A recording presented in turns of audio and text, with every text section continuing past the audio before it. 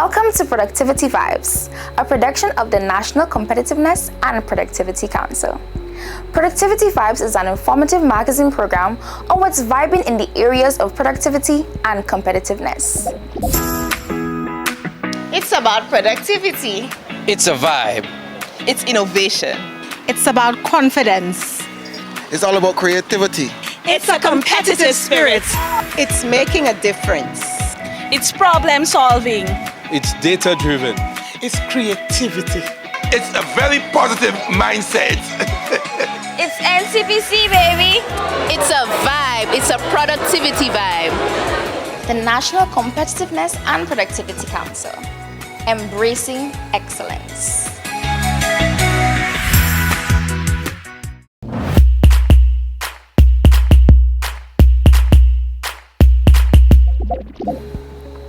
In our What's Trending segment, we take in some highlights of a recently held symposium on the cannabis industry for St. Lucia.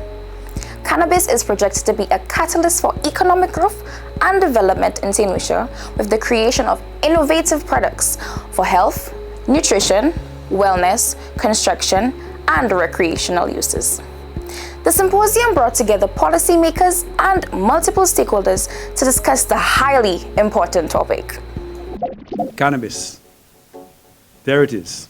It's just a plant. It has seeds, has leaves, has flowers, it has stems, it has roots. It's just a plant. The industrialization of cannabis will see an increase in overall agricultural production.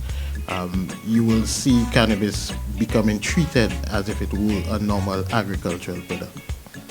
I believe that there's an opportunity not only for large-scale manufacturing, but I think the cottage industry is a viable industry here. They have a lot of young women and young people who could get into this, because we see kids coming out of school and what options are there for them. Every year thousands of kids come out of school. Are there jobs for them? And so we see cannabis as a way out for that section of society, especially Rastafari, who I have been there back in Rastafari for 35 years of my life, because I do see that these are people who have been downtrodden, really victimized. So Rastafari have to rise and shine. This is their plant. They Peter Tosh, Bob Marley. It's time for Rastafari to rise and shine. Licensed cultivation, importation, manufacturing, and retail of cannabis and cannabis products under this regime will only be for medicinal and industrial purposes. The cannabis regime to be unveiled shall form the first product under a holistic control substances bill. This regime will, in the coming months and years, be expanded to oversee other products and substances believed to require similar regulation and management. This legislation will work collaboratively and complement the amended Drugs Prevention of Misuse Act, Pharmacy Act, Standards Act, and other relevant legislation to ensure a robust and adequate monitoring regime. We are more advanced than we think. We have decriminalized the use of small amounts of marijuana. We have expunged records, and we have allowed people to grow 4 trees at home for now. So we should be proud of ourselves. Give ourselves a round of applause. Because sometimes as a country we sell ourselves short. We always see the glass half empty, and we find all the faults and all what's wrong, but we never see what's right. But I'm very encouraged that at least we seem to be on the right track as far as the cannabis business is concerned. And I said something in the Parliament. I hope that when we get to the commercialization stage, the people who suffer the most benefit from it.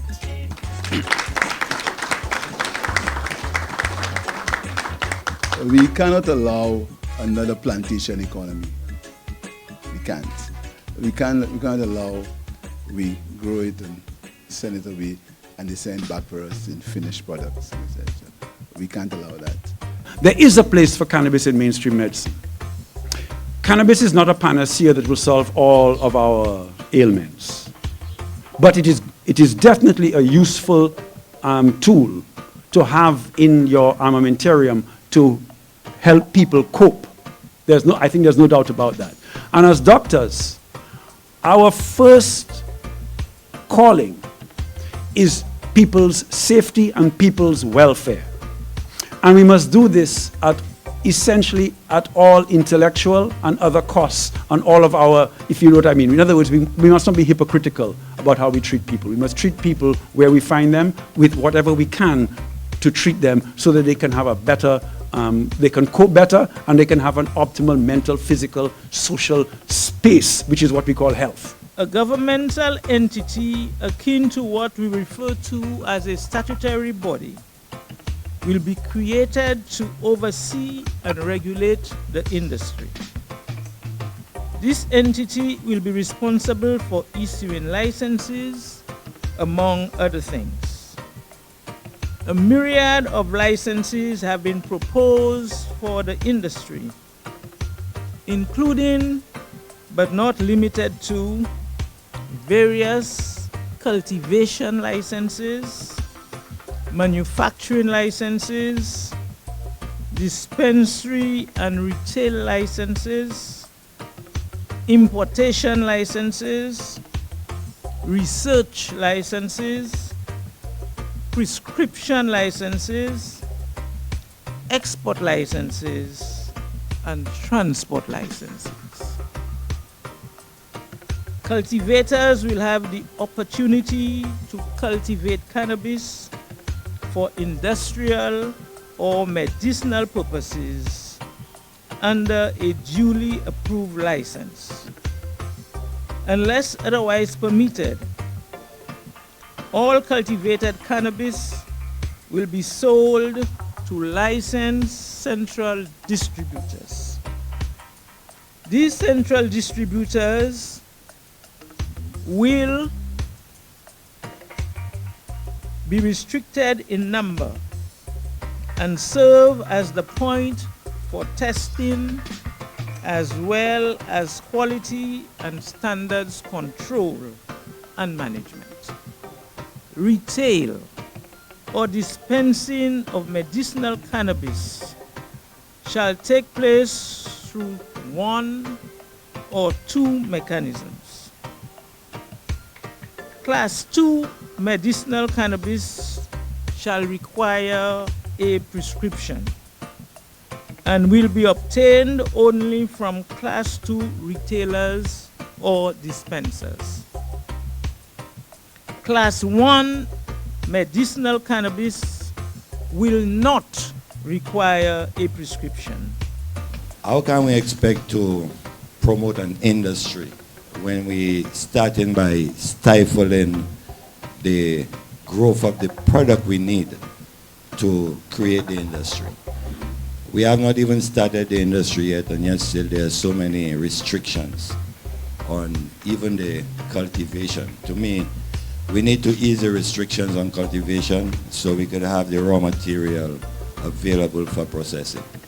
Let us leverage that socio-cultural approach.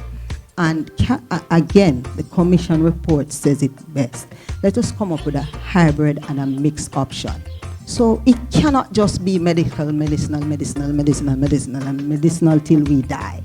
And doc, for once I hear a doctor really say, if we can have adult use with regulation and responsible use.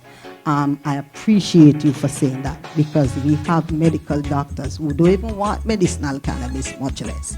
So again, let us not try to use the one size fits all.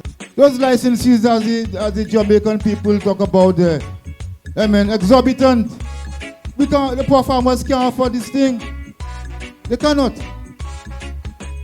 And we're talking about investors coming and mafias coming in wherever countries they are. We cannot afford those things. So we have to look into it, and Rastafari talk about reparative justice. You understand that? We become frustrated if there are certain things we don't deal with at the beginning, your checklist. And one of the things that we observed is that the draftsperson or those persons looking at the law try to be as expansive as possible. One of the challenge we have in Jamaica is that we didn't deal with the consequential amendments well. Having amended the Dangerous Drug Act, there are some other legislation that's they speak to cannabis in a very prohibited way. For example, I'll share with you. One such is our Agricultural Produce Act. And I want to endorse that. It is a plant. So what happened in Jamaica, we encourage agriculture, and there are certain benefits and basically those agricultural persons can get. So one of the things is that the farmers in the cannabis industry, they were not able to benefit from like duty concessions to get certain benefits from the manufacturing sector, because when we looked at the Agricultural Produce Act, it still doesn't recognize cannabis. So what should have happened when the Dangerous Drug Act was amended? They should have looked at the other laws that really prohibit. So therefore, farmers can't get the duty concession vehicles, and they can't get certain duties. So that is one recommendation I would make. The Prime Minister said he wants to make sure we benefit. All right? Now, if we are not together, we are divided. How are we going to benefit? So I think for the planters there, we should start thinking of how we can unify, have a more unified approach as to how we go about this thing. Because the market is so large and there's so much to gain that one planter in his own zone can never capitalize or maximize what there is to benefit. So I think in the various regions, brothers should see how they can come together and say, well, this is our zone, we'll operate from that standpoint. Another area, the same kind. I think that's the kind of approach we need. I want to encourage you to see cannabis not only as a plant that people smoke and consume to get high, but as a multi-dimensional, versatile, and multifaceted plant that can remedy and address medicinal and industrial and many other deficiencies in St. Lucia, the region, and the world. I'm innovative. I'm competitive. I'm productive. I am creative. I constantly improve what I do and how I do it. I am output oriented. I never stop learning. I give off my best, always. The National Competitiveness and Productivity Council, embracing excellence.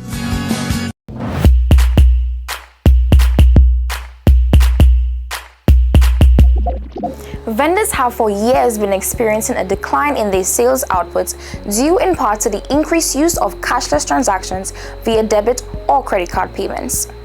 Many vendors have not yet made this payment option available to their clients, and as a result have lost numerous sale opportunities. During Productivity Awareness Week, the Bankers Association came up with an innovative idea to bring financial information directly to the vendors at the Vendors Arcade. On this week's Innovator segment, we take in the highlights of this activity. Every year we celebrate Financial Information Month, and it is to educate you, the public. And we're happy to be here today with the vendors in the city of Castries. Our theme for Financial Information Month is Financial Empowerment Through Education. And this year, the area of focus, financial advancement through enlightenment, partnerships, and balance. We're ready to partner with you, the vendors, and we're asking you to give us this opportunity to do so. We're ready to balance your business with our proposals and our discussions, and to enlighten you to make things more profitable for you. So this is the wireless card machine, and it can be used anywhere on island. It comes with a SIM card, which would be under the battery pack. So the way it works is that you charge your machine in the morning, and then you come to work with your machine, and you have your machine here. You need no electricity, anything. Once you charge it from home, that's it. So you need no outlet or anything of that sort. The battery pack is right here once it's fully charged, and like I said, it has a SIM card. You don't need Wi-Fi at all. So the SIM card, everything is included in the package. No need to top up that SIM card either. It's just a matter of coming, turning up your machine and processing sales. So when someone comes to you, you have all these cards. You have Amex, American Express, MasterCard, Visa, Discover. All of these companies, the banks, or we would work with these companies as well to accept any of these cards. So you just go, it's simple. You just go to sale. It's on already. It's on, yeah. So you just go to sale. You enter the amount, you press enter, and then now we have tap technology. So the customer can just go ahead and tap the card, and it will go ahead and process a sale for you. And simple as that. You have a transaction then. You just apply with any one of the banks or First National. First National. I just really want to welcome you all here today, and especially the National Competitiveness and Productivity Council in collaboration with the banks in St. Lucia on this venture, this forum today. I must say it couldn't be more timely in this time, and especially in the era that we are in there today in terms of digital banking, digital currency, and the whole works in terms of banking and the digital economic or global economy. So we are really happy, we are elated, the Vendors Association and also the vendors, in terms of the kind of opportunity that could be made available to them in terms of banking and the banking transaction. Jodi a, il a fait moi un chay plaisir pour ici avec tout le monde aujourd'hui, puisque nous te pour combien d'années nous te voulons mener information finance par ces monde là, mais cause autres savent dès l'année qui passée pour vite te faire un chay avec nous, il a affecté nous pas ça joindre, nous pas ça causer aujourd'hui il a fait moi un chay plaisir pour ici puisque nous te voulons venir ici à parler par les autres about bagay finance, about zafè bank, about zafè manière pour dépenser l'argent, manière pour sauver, et plus important, manière pour investir l'argent. Puisque l'année ça, nous avons observé moi finance, et qu'on a ces bails là, nous avons focus sur ces manière, yo ka dit en anglais, wealth creation, manière pour faire l'argent ou profiter. Et nous avons essayé pour try mener information ça pour autres ces gens qui besoin information ça. So how do I fait moi un shy plaisir pour ici. I've said all of that to say I'm happy to be here today. The Vendors Arcade represents what is authentically St. Lucian, a melting pot of local talent coming alive in the many crafts and works of display. It is a true reflection of the artistry and richness of talent of our people. So you can apply with any bank of your choice. Very simple to use.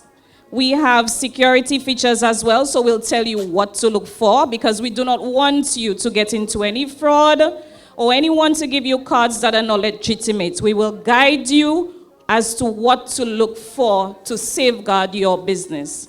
It's very easy. A tourist comes to you to say that I want to buy this dress for 20 US. We would guide you as to how to go ahead to do it. Like we just did a demonstration. But when you get this machine, an officer will individually sit with you to go through the process again. We, the representatives of the banks and other financial institutions that form the Bankers Association of St. Lucia, are quite excited to be part of this information sharing engagement with the Castries vendors on financial services that are available through our various institutions. We now know the challenges that you have been faced with in having safer and more secure payment methods for your customers. We also know that the cruise ship passengers increasingly are opting to make payments using their international debit and credit cards. We are also cognizant of the fact that you may not have had the time in the past to go to your bank on a daily basis for whether it's withdrawals or deposits, because every minute spent away from your business is a potential sale that has been lost. Today we are here to say that we have options for you, and even where those options may not be perfect solutions, we are prepared to make adjustments to cater to your specific needs. Indeed, the options that are now available to you could go a long way towards improving the productivity of your businesses. Imagine never having to go to the bank, but have all of your sales recorded on your account as you make them. Not only is this safer and more secure, but over time you develop valuable sales records for your business, which will go a long way in positioning you to access loans and other credit facilities. Also, what the banks are doing as well, as a vendor, you sign up for the product. We are also ensuring that you have an officer who knows of your business. You know of that person, so you can call this person and say, Miss Joseph, I cannot understand how to do this. Something has gone wrong. Can you come down to the arcade to show me what to do to help me? And we will, as bankers, send someone over to clarify whatever issues you have. We also understand that it's something seasonal, and there may be times where things may be slow.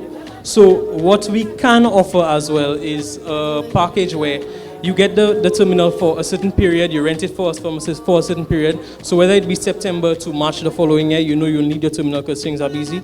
You'd come, you rent the terminal for that period of time, and then if you no longer have such a high demand for it, you could return it to us, and we'll keep your information on file. So when you come back in, it's not a matter of doing application all over. It's just a matter of coming, collect your terminal, tell us you need the terminal, and then we'll provide it as well. We're arming them with a lot of knowledge today so they can be able to better make decisions where their monies are concerned. For example, they don't have to visit the bank daily. It can be a weekly situation. Also in terms of accessing their funds, because they have to buy the raw materials, they have to purchase products. They don't have to come into the bank and take that long queue. If they have a debit card, they can withdraw from the ATM and carry on. So I think it's really a very good thing meeting people where they are, because again, not everybody could leave their stall and visit the bank. It's just not possible. Increasingly also, our EC dollar is becoming more available digitally. That is Dcash. It is possible to be able to receive payments and make payments simply using your phone, using the EC dollar. It's fully backed by the Eastern Caribbean Central Bank. So it's information like that we want to take to the ordinary person today, to the vendors. We want to ensure that they become part of the financial system. It's all about financial inclusion and bringing that information to the people to ensure that we are all included and we can all benefit from the advances that are taking place.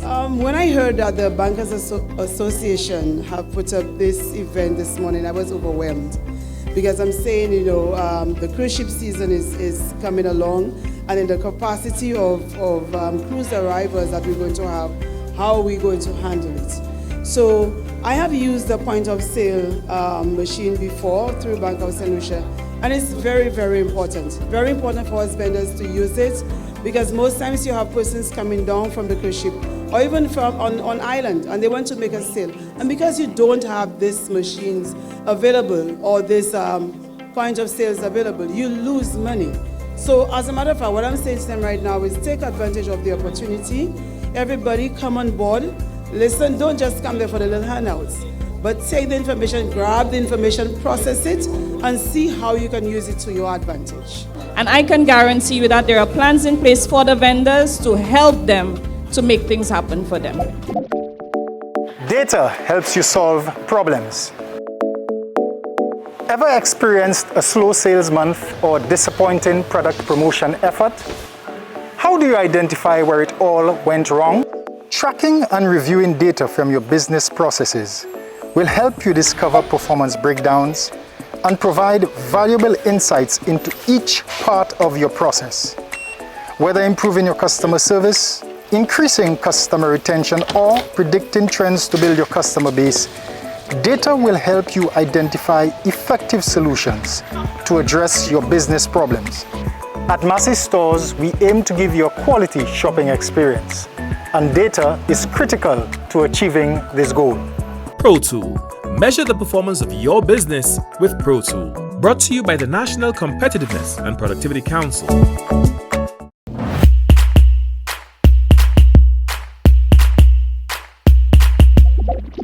On Productivity Insights, we take a look at an initiative by the Accountants General Department or Treasury Department called Micropayments Convenient Check Collection.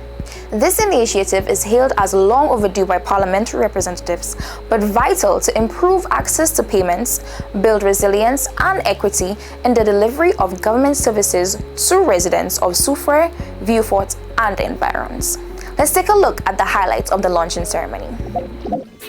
The Department of Finance, via the Accountant General's Office or Treasury Department, has launched a long-awaited initiative dubbed Micropayments Convenient Check Collection. Accountant General Matthew Branford said this initiative is set to directly impact the ease of doing business with the Treasury Department by decentralizing the collection of checks via its sub-offices in Soufrière and Vieux-Fort. So introducing micropayment convenient check collection in the South will transform the landscape for the Treasury Department and enhance the government payment services. Vendors who have provided services to the government will have 3 locations, Castries, Vieux-Fort and Soufrière, where they can collect their check payment. Payment delays will be significantly reduced and in some instances eliminated, but will be more convenient for many people. Thus, beginning in December 2022, the Treasury Department will commence the printing of checks at the Soufrière and Vieux-Fort Sub-Accountant Office. The staff have already been trained and are ready to deliver on this promise, as well as technical requirements are all in place for a smooth transition. Director of Finance Imran Williams highlighted that this initiative not only builds resilience within government's payment systems, but creates greater inclusion for the population. He also proposed a challenge to the Treasury Department. Most form of payments you deal with now, is in the most advanced countries, and he did speak to it, to his credit, we're now dealing with electronic funds transfer, direct deposit into bank accounts. So now we have to start thinking, while we already remove the risk in the system, we can even go a step further to make it a little more efficient. We can now try to encourage, let's not say force or mandate, encourage that most persons that interact or do business with government, at the very minimum, have to enter the banking system by way of a credit union bank account. We now have Dcash coming on stream. We have electronic wallets. Once you do that, you realize how you can, even when you have to get rid of, even now you can get rid of the printing of the checks and deal with your direct deposits. Minister for Commerce and Parliamentary Representative for Soufrière, Honorable Emma Hippolyte, acknowledged the obvious direct benefit for her constituents and further stated that such initiatives are part of government's thrust to improve competitiveness and the ease of doing business in St. Lucia. We promise to remove the impediments to transacting business, and we continue to deliver and will not stop until St. Lucia becomes the #1 in the region for transacting business. Today, the launching of the micropayment convenient check collection is progress. What this means is that the Accountant General's Department will begin the decentralization of check printing and distribution in the South, both in Vieux-Fort and Soufrière sub-offices. Vendors who have provided services to the government can now walk into any of these 2 offices and collect their checks. Honorable Dr. Kenny D. Anthony, Parliamentary Representative for Vieux-Fort South, though applauding the micropayments initiative, called for greater attention to be focused on the decentralization of government services to foster increased social inclusion and equity in the provision of government services. In a sense, this service here is long overdue.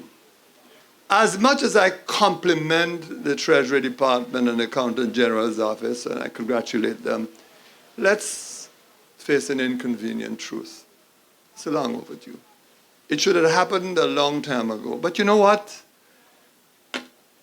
Sometimes, as the Accountant General indicated, change is difficult and complicated.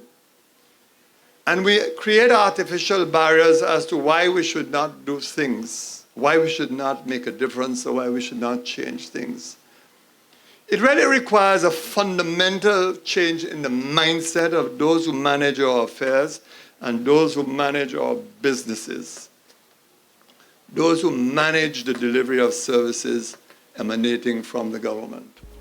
Also endorsing the initiative was Parliamentary Representative for Choiseul Saltibus, Honorable Bradley Felix, and Cyprian Lantico, representing Honorable Wayne Girard, Parliamentary Representative for Ancillary, Canrees.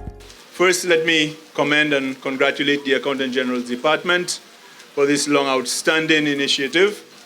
I wish you all the best in its rollout, and obviously look forward to many more such initiatives.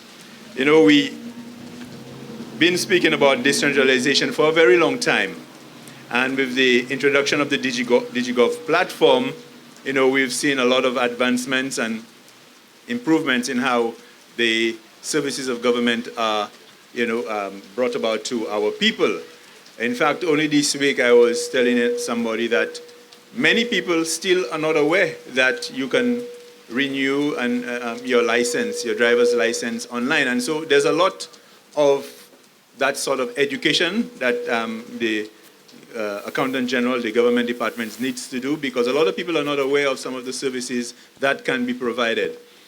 Project ça c'est your project que gouvernement mène pour aider Malawi pour ça toi payer l'argent yo aller. Ça yo en toi cap yo payer $20, $40 à ce bus pour aller casser regarder pour check. C'est check ça qui commence available. Aller dans souffrir et puis vivre fort. So je connais plutôt pour ça aller jusqu'à regarder pour check là que venir souffrir. Vendors, businesses also have the option to have their payments credited to their respective bank accounts, as we can do this through the electronic funds transfer platform offered by the banks. The Treasury Department is earnestly working with the financial institutions to improve our payment systems to eventually do checkless payments, and hopefully in the next 18 to 24 months, about 90% of all our transactions will be via an EFT platform. Finally, I want to assure the people, vendors, and businesses establishment of the South who do businesses with the government of St. Lucia that the Treasury Department is committed to achieving its public financial management mandate and will ensure that it gives good quality service, provide timely feedback on payments, be responsive in attending to your queries, will plan and strategize with making payments much quicker to vendors. We will also incorporate climate risks in our planning and execution.